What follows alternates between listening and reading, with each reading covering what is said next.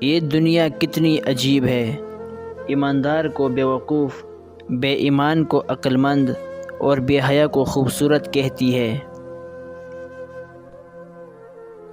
دو طرح سے چیزیں دیکھنے میں چھوٹی نظر آتی ہیں، ایک دور سے، دوسرا غرور سے۔ علماء اس لیے غریب اور بے بس ہیں کہ جاہل لوگ زیادہ ہیں اور ان کی قدر نہیں سمجھتے۔ جہاں آپ کی عزت نہ ہو وہاں مت جاؤ، چاہے وہاں کھانا آپ کو سونے کی پلیٹ اور چاندی کے چمچ میں ہی کیوں نہ دیا جائے۔